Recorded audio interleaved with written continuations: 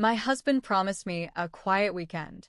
Instead, he took me to his parents' farm and disappeared. His mother met me at the door and said, "He's staying where he belongs, with family." They took my keys, my phone, my freedom. That night, I escaped through a field, but I tripped over something buried that made me. I was just tired. That's all I wanted to tell him. I was tired, I needed a break, and I didn't want to go anywhere. I work long hours, I barely sleep, and the idea of a weekend without plans sounded perfect. When I told him that, he said he understood. He said, "Let's go somewhere quiet. Just you and me." I nodded. I trusted him. Friday morning, he packed the car while I finished some work emails. I didn't ask where we were going. I figured he found a cabin or something close by. I even thanked him. I felt guilty for being so closed off lately. He was trying. That's what I thought.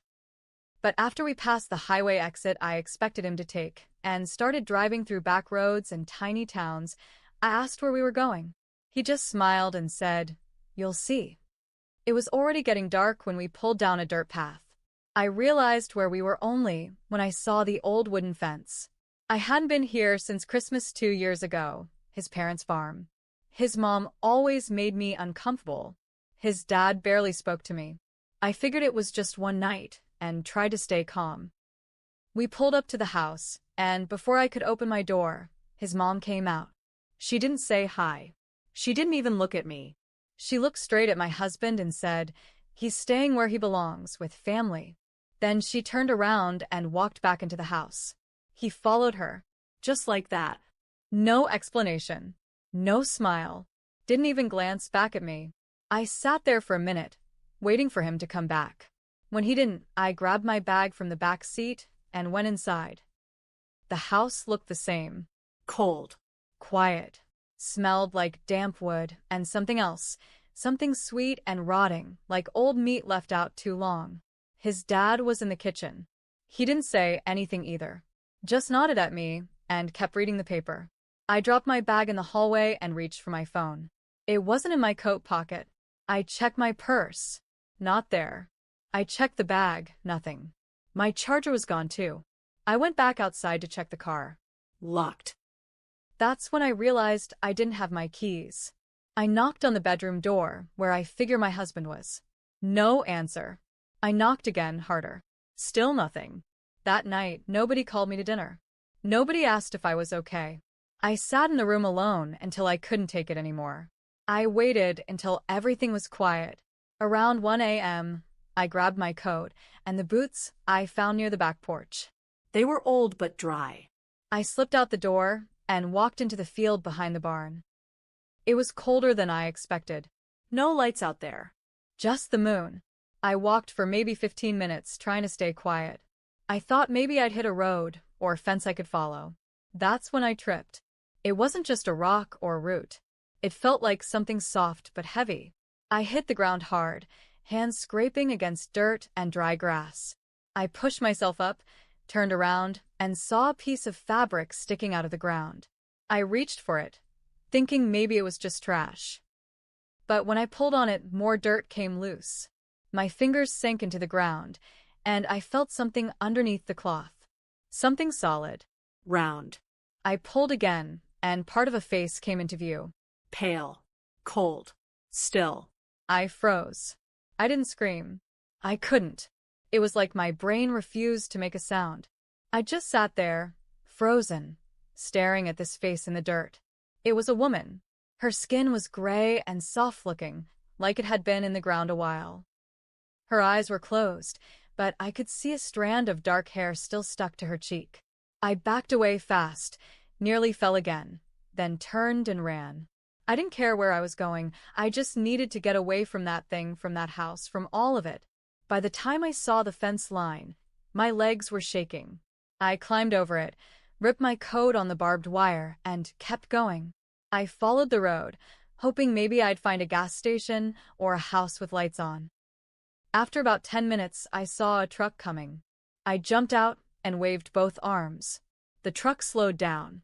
Older guy, maybe mid-60s, stared at me through the windshield. He didn't roll the window down right away. Just sat there. Then he said, "You must be Martha's girl." My heart dropped.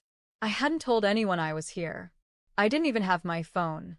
I stepped back, but he opened the door and got out, slow, like he didn't want to spook me. "You shouldn't be out here like this," he said. "They'll be looking for you soon." I didn't answer. "Where is she?" I asked. "The woman in the field?" He looked at me a long time, then said, "Don't talk about that." I asked him again, louder this time.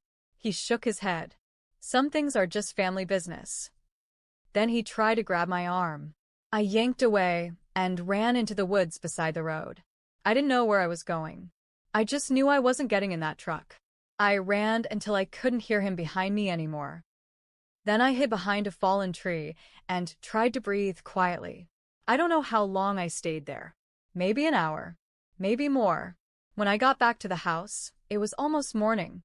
I stayed low, crawled through the side yard, and snuck back inside. My room door was wide open. So was the closet. My bag was gone. There was a note on the bed, written in my husband's handwriting. It just said, "Stop looking. You belong here now." I stared at the note for a long time. Stop looking. You belong here now. It didn't make sense. Or maybe made too much sense. Like he wasn't warning me. He was telling me the truth. I didn't sleep. I couldn't. Every sound in that house made my skin crawl. The floorboards creaking, pipes groaning, distant whispers I couldn't explain. The next morning, I walked into the kitchen. His mother was already there, slicing apples like it was any other day.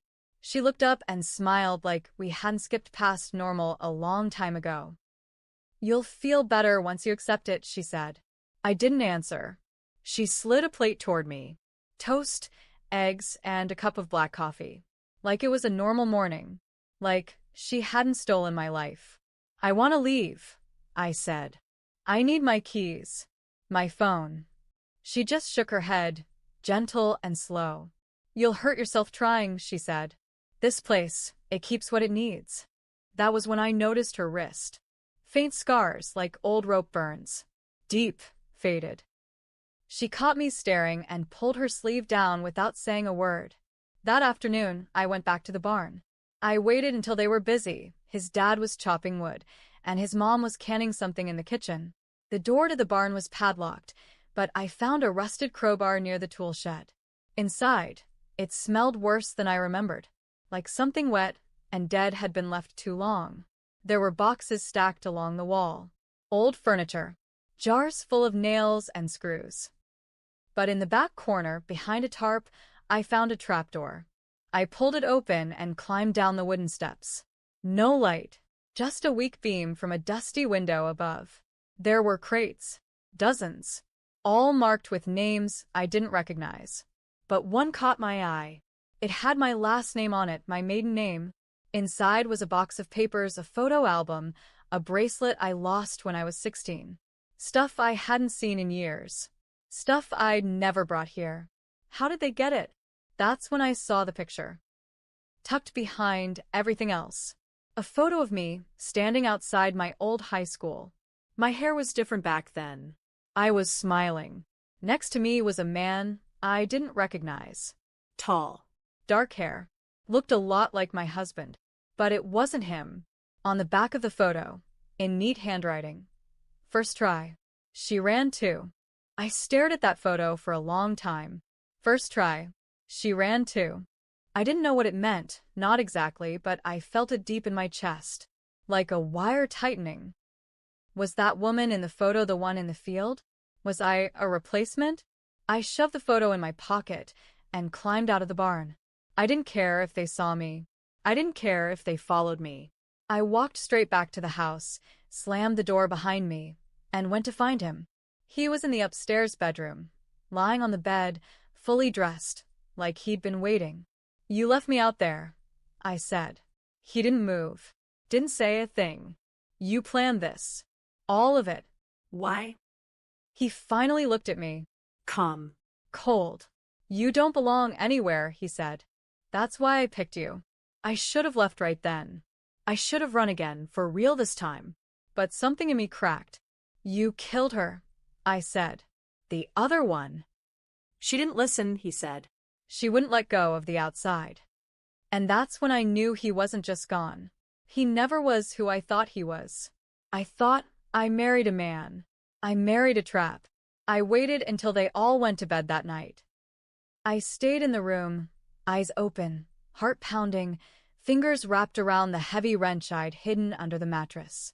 At 2:13 a.m., I went back to the barn. The trapdoor was still open. I poured the gas I found near the shed down the steps, across the crates, along the floors. I took the photo out of my pocket, stared at it one last time, and dropped it on the floor. Lit the match. The fire caught fast. It spread quicker than I expected. I walked back toward the house, not running, just walking. Come. The smoke rose behind me, big and dark. They woke up fast.